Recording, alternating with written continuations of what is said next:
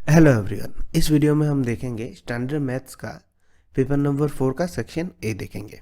मैंने paper number 1 से लेके 3 तक के सेक्शन ए करवा दिए।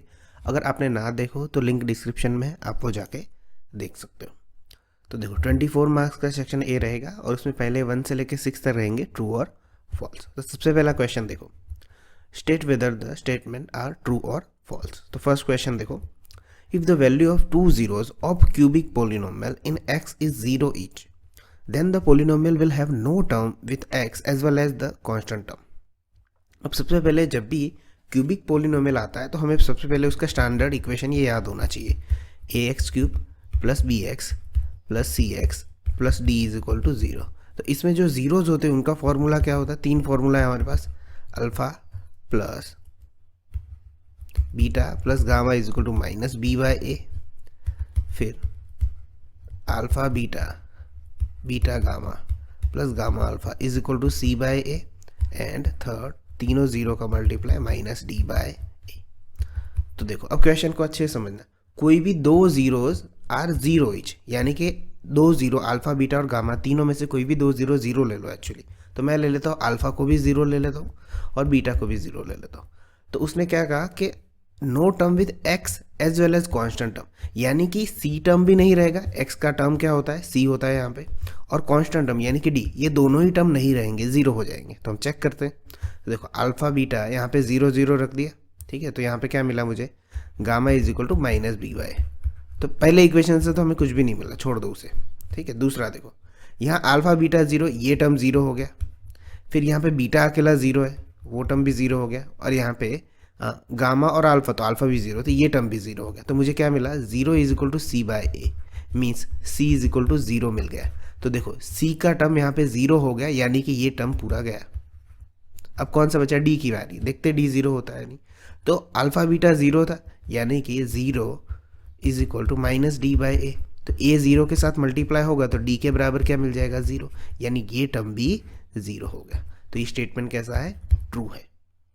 दो जीरो जीरो, पहले इक्वेशन से हमें कुछ नहीं मिला, पर बाकी के दो इक्वेशन से हमें सी और डी जीरो मिल गए, यानी कि वो टर्म्स यहाँ पे है ही नहीं, इसलिए ये स्टेटमेंट क्या हो जाएगा, ट्रू हो जाएगा। सेकंड देखो, if the discriminant of the equation x square minus 5x plus k is equal to 0 is 49, then k is equal to 6। तो डिस्क्रिमिनेंट का फॉर्मूला होता है हमारा d is equal to b square minus 4ac। तो D कितना दिया है, 49 दिया हुआ है, बी हमारे पास है -5, यानी कि उसका हम स्क्वायर कर देते 4, और ए है 1 और सी है हमारे पास के। 5 का स्क्वायर 25 हो जाएगा, -4 के, और यहाँ पे 49। ओके, तो 49 में से 25 जाएंगे यहाँ पे, अगर हम इस तरफ ले लेते हैं इसको, इज इक्वल टू -4 के। तो देखो अब इसको कैलकुलेट भी मत करो, हमें पता है कि 49 में से 25 अगर जाएगा तो पॉजिटिव वैल्यू आएगी, और यहाँ पे -4 है तो वो डिवाइड में जाएगा, तो पूरा आंसर तो माइनस में रहेगा। यहाँ पे पॉजिटिव दिया हुआ है, यानी स्टेटमेंट क्या है, फॉल्स है। पूरा आंसर हमें ढूंढने की जरूरत नहीं है। क्वेश्चन नंबर 3 देखो, for a given A P a n is equal to 5n minus 70, then 8 term is 30। तो n की जगह पे हम 8 रख देते, 8 इज इक्वल टू 8 5 जा 40, ओके 8 5 जा 40 हो जाएगा, और 40 माइनस 70 तो -30 होगा, यहाँ पे 30 दिया हुआ है, तो ये स्टेटमेंट क्या हो जाएगा, फॉल्स हो जाएगा। क्वेश्चन नंबर 4 देखो, cot theta plus 3 cot theta plus 1 is equal to 3 cos square theta plus 10 cot theta. अब देखो ये बहुत सारे तरीकों से होते हैं ऐसे क्वेश्चन, डिपेंड करता है आप कैसे करते हो इसको। तो हम क्या करते हैं यहाँ पे कि LHS को सिंप्लीफाई कर देते हैं और RHS को सिंप्लीफाई कर, सबसे बेसिक तरीका ये है। फिर हम एक और तरीका भी ट्राई करेंगे, तो वो भी देखना। देखो कॉट थीटा, पहले कॉट थीटा इससे 3 से मल्टीप्लाई करता हूँ, 3 कॉट स्क्वायर थीटा हो जाएगा, plus cot theta into 1 cot theta, plus 3 into 3 9 cot theta, plus 3 1 जा 3। तो देखो यहाँ पे क्या आएगा, 3 कॉट स्क्वायर थीटा आएगा, cot theta plus 9 cot theta 10 cot theta plus 3, ये आ गया LHS। अब हम यहाँ पे इसको सिंप्लीफाई कर देते, तो हमें पता है कि cosec स्क्वायर, ये फॉर्मूला होता है cosec square minus cot square, ये क्या होता है 1 होता है, यानी cosec स्क्वायर के बराबर हम क्या लिख सकते हैं, 1 प्लस कॉट स्क्वायर। तो मैं यहाँ पे RHS की बात कर रहा हूँ, 3 into 1 plus cot square theta plus 10 cot theta, okay, तो यहाँ पे 3 plus 3 cot square theta plus 10 cot theta. ठीक है, तो देखो LHS और RHS सेम आ गए, तो ओके, तो ये स्टेटमेंट क्या हो जाएगा, ट्रू हो जाएगा। अब इसका एक और तरीका भी है, अगर आप चाहो तो कोई भी एक एंगल रख के पुट कर लो। फॉर एग्जांपल 45 रखोगे तो कॉट 45 1 प्लस 3 4 हो जाएगा। तो यहाँ पे कॉट 45 1 3 प्लस 1 4 हो जाएगा, यानी लेफ्ट हैंड साइड 16 आई। अब यहाँ पे 45 रखो तो 3 इंटू, अब कॉसेक 45 याद नहीं है तो कोई बात नहीं, पर हमें साइन 45 तो याद है। साइन 45 1/√2 होता है, तो कॉसेक उसका उल्टा होता है, तो ये √2 का स्क्वायर हो जाएगा। प्लस कॉट 45 10 10 1 जा 10, और कॉट 45 1 होता है, इसलिए 10 1 जा 10, तो √2 का स्क्वायर क्या हो जाएगा 2 इज इक्वल टू, मैं यहाँ पे लिखता हूँ 3 2 जा 6 प्लस 10, तो ये क्या आ गया 16। तो देखो LHS और RHS भी आ गया, तो आपको प्रूव भी नहीं करना था, इससे वैल्यू आ जाती।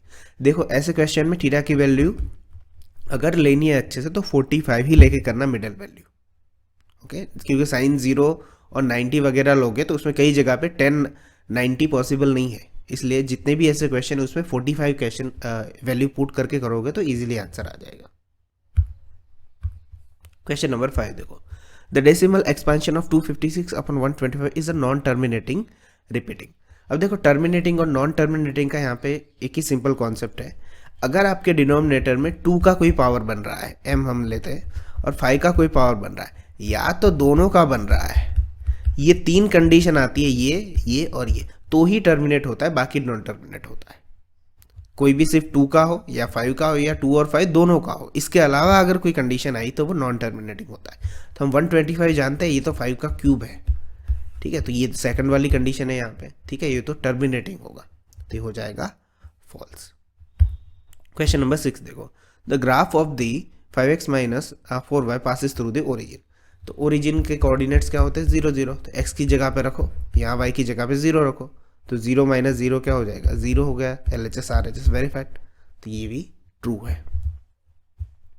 ओके, नेक्स्ट चलते हैं हम FIBs लिखते हैं, MCQs है 7 से लेके 11 तक। देखो क्या दिया, if mode of frequency distribution exceeds the median by 8। अब देखो मोड है यहाँ पे, जो स्टेटमेंट का है उसको मैं ले लेता हूँ, मोड z होता है is equal to exceed median, median से कितना ज्यादा है 8 है, ये दिया हुआ है। Then mode x is mean by, यानी mode is equal to mean से कितना बड़ा होगा, ठीक है। तो हमें सब जो फॉर्मूला याद है वो लिख लेना है यहाँ पे। हमें फॉर्मूला कैसे याद करते हैं, 3 2 1 करके लिख लो, इज इक्वल टू यहाँ पे रख दो, यहाँ पे प्लस रख दो, और ABCD के हिसाब से जाओ। हमारे पास यही है M Z और X, तो M सबसे पहले आता है, फिर X आता है और Z आता है, ठीक है। 3M plus 2X plus 1Z, 1 हम नहीं लिखते कभी, ओके। तो हम इसमें वैल्यू पुट कर देते। हमें क्या चाहिए, Z और X के सिर्फ रिलेशन चाहिए, Z और X का, यानी M की जगह पे हमें वैल्यू रख देनी है। तो M की वैल्यू हमें दी हुई है Z माइनस 8, तो यहाँ पे रख देता हूँ मैं 8, okay, 2X plus Z, 3 into Z 3Z minus 24 is equal to 2X plus Z। तो 3Z, ये Z इस तरफ आएगा तो माइनस हो जाएगा, तो 2Z हो जाएगा, और 2X प्लस 24। तो सब में देखो 2 कॉमन है, काटो उसको, तो Z इज इक्वल टू क्या हो जाएगा X प्लस 12 हो जाएगा। 2 से सबको डिवाइड कर दिया, तो कितना ज़्यादा है 12 से ज़्यादा है। चलो क्वेश्चन नंबर 8 देखो, the probability of month of August of any leap year having 5 Sunday is. अब देखो लीप ईयर है तो टोटल डेज यहाँ पे ईयर के 366 है, पर यहाँ पे वो इतना ज़्यादा इंपॉर्टेंट है ही नहीं, क्योंकि हमें मंथ ऑफ अगस्त का है, तो अगस्त में कितना दिए होते 31 डेज होते, ओके। तो लीप ईयर हो या लीप ईयर ना हो, अगस्त को कोई फर्क नहीं पड़ता, उसमें 31 डेज ही होते। अब उसमें क्या है 5 संडेज, 31 को इस जिस तरह से मैंने सिखाया है, यहाँ पे हम 7 से डिवाइड कर देते हैं, तो 7 4 जा 28, यहाँ पे 3 रिमाइंडर बचेगा, यानी कि 4 संडे तो चले गए। अब यहाँ पे एक ही संडे बचा, उसकी बारी है, तो उसके लिए कितने दिन है 3, और एक वीक में कितने डेज होते हैं 7, तो 3/7 आंसर होगा हमारा, ठीक है। इसका डिटेल्स मैंने प्रीवियस पेपर में करवाया हुआ है, अगर आपने ना देखा हो तो उसमें जाके आप समझ सकते हैं। ये भी क्वेश्चन काफ़ी बार करवाया हुआ है, Px is to Px bar is equal to 7 is to 4, then P of x क्या होगा, इसका कॉन्सेप्ट करवाया हुआ है आगे। अब मैं डायरेक्ट आंसर बताता हूँ इसमें से। तो P ऑफ x जो है 7 और उसके नीचे उनका टोटल, तो इसका आंसर क्या होगा 7/11। अगर p ऑफ x बार पूछते हैं यहाँ पे तो 4/11 होता। 10 देखो, pair of linear equation 3x plus 4y is equal to 6 and 4x plus ky is equal to 20 has a unique solution। Unique solution के लिए कंडीशन क्या होती है, a1/a2 not equal to b1/b2। तो a1 है 3, a2 है 4, not equal to b1 है हमारे पास 4 और k। ओके, तो यहाँ पे हम क्या हो जाएगा, k और 3 इंटरचेंज कर लेते हैं, 4 4 जा 16/3। ओके, तो k is not equal to 16/3। Question number 11 देखो, if a22 b-4 -4 c5 -8 are the vertices of triangular abc then the length of median through c is how many units. तो देखो, अगर हम ट्राइंगल कुछ इस तरह से देखें, मैं यहाँ पे ले लेता हूँ। ओके, यहाँ पे a दिया हुआ है 2 2, यहाँ पे b दिया हुआ है -4 -4 और यहाँ पे c दिया हुआ है 5 -8। अब c से मीडियन ड्रॉ करना है। अब मीडियन क्या होता है, यहाँ पे मीडियन ड्रॉ करता है तो a और b के मिड पॉइंट होंगे वो, तो 2 -4 -2 और डिवाइडेड 2, तो ये दोनों क्या हो जाएंगे -1 -1 हो जाएंगे। यानी हमें ये जो पॉइंट है इसे m ले लेता हूँ, m और c की हमें क्या ढूंढनी है, लेंथ ढूंढनी है। तो मैं यहाँ पे लिख देता हूँ cm इज इक्वल टू, अब डायरेक्ट ये आंसर लिखो, यहाँ पे मेथड किसको बताना है, -1 -5 -6 का square, cm square is equal to 36। में रूट हटा देता हूँ, -1 -8 यानी कि +7 हो जाए, 7 का स्क्वायर 49, तो 9 और 6 15 185। तो cm square is equal to 85 आया, तो उसका रूट क्या हो जाएगा, रूट 85 हो जाएगा। क्वेश्चन नंबर 12 देखो, frequency distribution the median class is. ठीक है, मीडियन क्लास में हम क्या करते हैं, CF निकालते हैं इसका। तो देखो, मैं CF इसका यहीं लिख देता हूँ। तो देखो यहाँ पे 12, फिर 18 हम प्लस करेंगे तो यहाँ पे 30 हो जाएगा, फिर 30 हम 25 कर सके 55, और 55 में यहाँ पे 15 करेंगे तो 70 और ये 80। हम यहाँ CF का टेबल बनाते हैं, पूरा बनाने की कोई ज़रूरत नहीं, यहाँ पे लिख दो। तो टोटल n आया 80, तो हम n/2 निकालते हैं, कितना आता है 40। तो 40 से जस्ट बड़ा नंबर कौन सा होता है, यहाँ पे हम वही हमारा CF हो जाता है।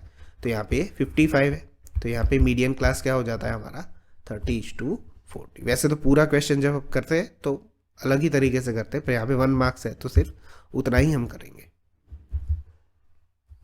13 देखो, FIBs है, present age of Jalpa son Aahan is 1/3 present age of Jalpa. ठीक है, तो ये और आगे हम देखते हैं, if Jalpa's present age is x year. Okay, तो इसी ऊपर वाले स्टेटमेंट को हम पहले लिख देते हैं कि जल्पास सन आहान, a लिख लेता हूँ सिर्फ उसका, इज 1/3 ऑफ जल्पास एज, यानी कि इंटू x, यानी a is equal to x/3 आया, Aahan is equal to x/3 and हम जल्पा की एज ले लेते हैं x। Okay, the age of Aahan after 12 year will be, तो एज ऑफ प्रेजेंट एज क्या है आहान की, x/3, तो आफ्टर 12 ईयर ले लो यहाँ पे 12, तो ये क्या हो जाएगा x/3 + 12 हो जाएगा। बस यही आंसर होना चाहिए, x/3 + 12। 14 देखो, the perimeter of triangle of 0 0 6 0 and 0 8 is how many units. अब देखो इस क्वेश्चन को देखो, जब भी ऐसे क्वेश्चन आते हैं ना 6 0 0 8 और 0 0, ये ऑब्वियसली राइट एंगल ट्राइंगल ही होते हैं। अच्छे से देखो, क्योंकि ये ओरिजिन है 0 0, फिर 6 0 यहाँ पे होगा कहीं पे, और यहाँ पे 8 0 8 है। ओके, तो ये यूनिट हो गया 6, ये यूनिट हो गया 8, तो अब तीसरा ही बाकी बचा। अब हमें पता है कि 8 और 6 और ये राइट एंगल होता है, तो 8 का स्क्वायर 64, 6 का स्क्वायर 36, तो ये 100 ही होगा स्क्वायर इसका, पाइथागोरस थ्योरम। तो ये यूनिट कितना होगा, 10 होगा उसका स्क्वायर रूट। तो इन सबको प्लस कर दो, ये हो गया हमारा पेरीमीटर। सबका पेरीमीटर क्या होता है, एडिशन ऑफ ऑल साइन। 8 + 6 14, 14 + 10 कितना हो जाएगा 24 यूनिट्स। आप ऐसे भी निकाल सकते हो, AB निकालो, फिर BC निकालो, फिर AC निकालो, फिर तीनों का प्लस कर दो। क्वेश्चन नंबर 15 देखो, if sin θ + sin square θ is equal to 1 then cos square θ + cos raised to 4 θ is equal to 1। तो देखो इस क्वेश्चन को अच्छे से समझो। सबसे पहले ये जो दिया है ना, इसके ऊपर से हम एक वैल्यू निकाल देते हैं, sin θ + sin square θ is equal to 1 दिया है। 1 की जगह पे मैं क्या लिख सकता हूँ, आइडेंटिटी लिख सकता हूँ, sin square θ + cos square θ।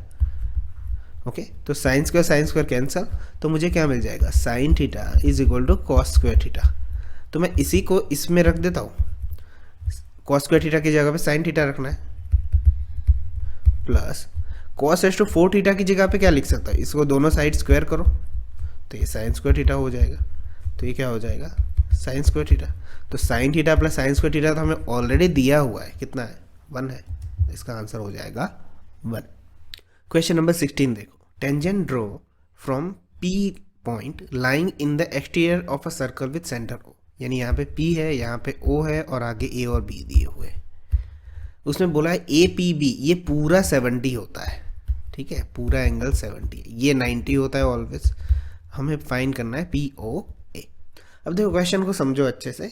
अब आपको ये 2-3 चीज़ें याद रख लेनी है आपको कि ये 2 ट्रायंगल जो बनते हैं यहाँ पे, ये AOP और ये है जो POB, ये दोनों कॉन्ग्रुएंसी प्रूव करते ही है, ठीक है। 90-90 होता है, हमें प्रूव करने की ज़रूरत नहीं है यहाँ पे, पर वो होते ही है ऑलरेडी।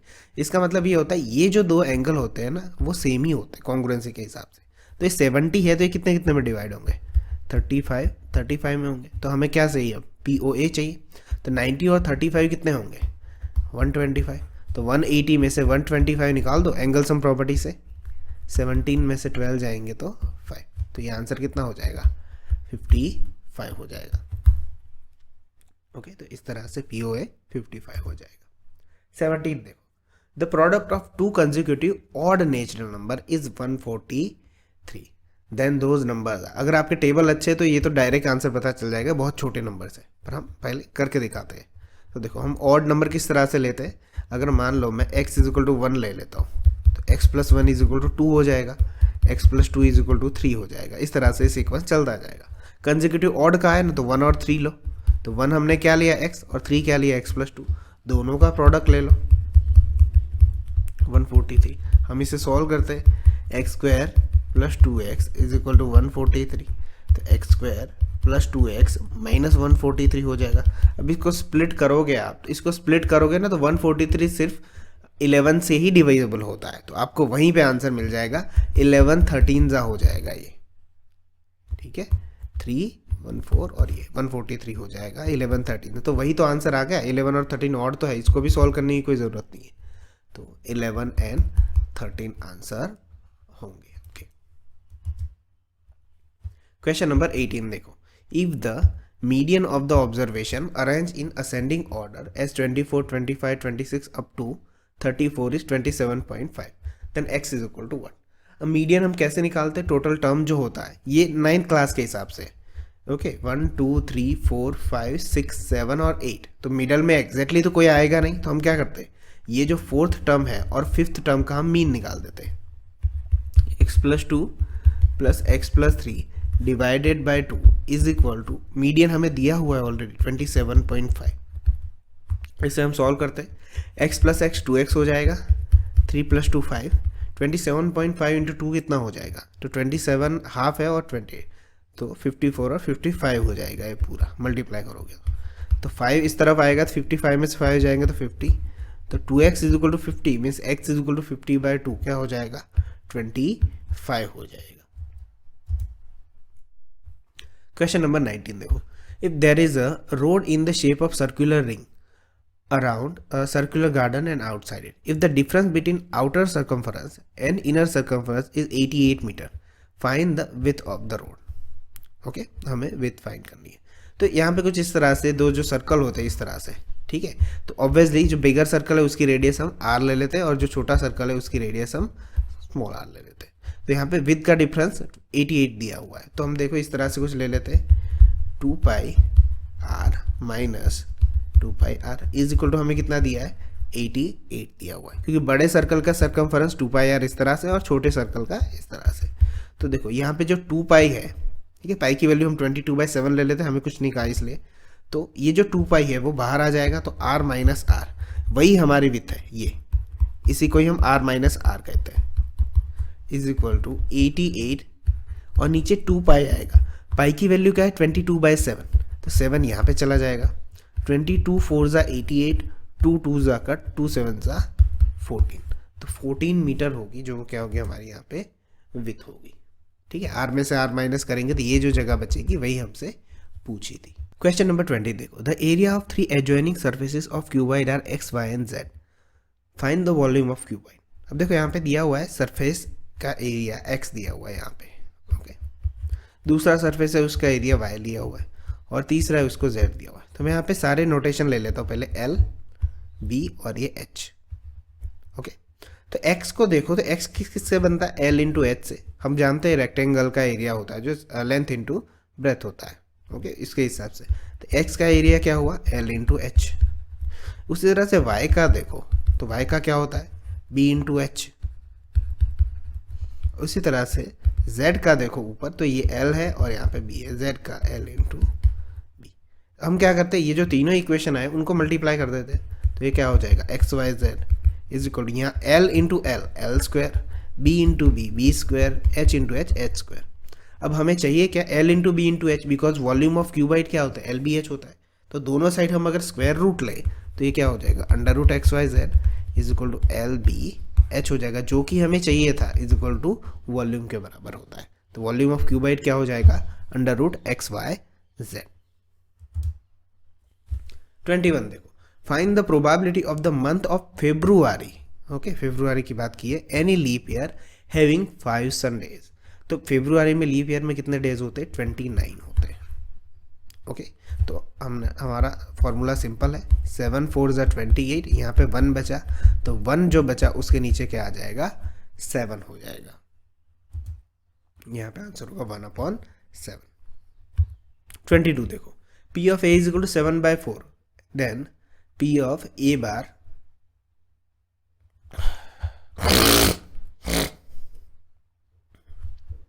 देखो, if P of A is equal to 7/4 of P of A bar, then P of A is equal to what? देखो इसका क्वेश्चन का आंसर काफ़ी इजी है, इसको अच्छे से समझते हैं। तो देखो P of A upon P of A bar होगा, ये मिल जाएगा हमें, A bar is equal to कितना होगा, 7/4 हुआ। मैंने P of A बार को नीचे भेज दिया। अब मुझे क्या पूछता है, सिर्फ मुझे P of A चाहिए। तो P of A क्या है, यहाँ पे 7 है और P of A बार कितना है, 4 है। तो P of A का मतलब क्या होता है, 7 और नीचे इन दोनों का टोटल, तभी तो P of A मिलेगा रेशियो के हिसाब से।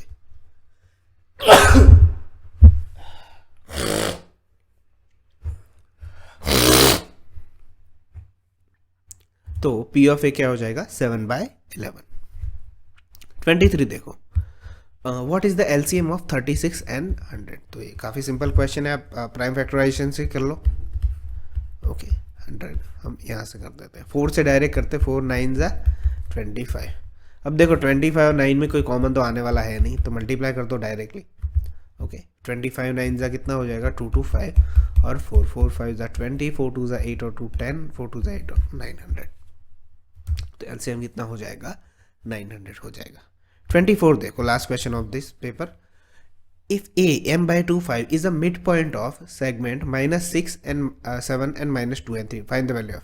अब देखो ऐसे क्वेश्चन में भी पूरा क्वेश्चन करने की कोई ज़रूरत नहीं है, सिर्फ x कोऑर्डिनेट उठाओ ना, उसी से हमें m मिल जाएगा। तो -6 plus -2 divided 2 is equal to m/2 दिया हुआ है, 2 2 कैंसिल, -6 -2 -8 हो जाएगा, m इज इक्वल टू क्या हो जाएगा, -8। y वाले को करने की ज़रूरत ही नहीं है, क्योंकि y वाले में कुछ हमें y कोऑर्डिनेट में कुछ भी नहीं दिया है, सिर्फ m पूछा था। ठीक है, तो यहाँ पे पेपर 4 का सेक्शन A फिनिश हो चुका है। अगर कोई भी क्वेश्चन नहीं समझ में आता है, कोई भी एक्सप्लेनेशन में, आप कमेंट कर सकते हो। मिलते हैं नेक्स्ट वीडियो में, तब तक के लिए बाय।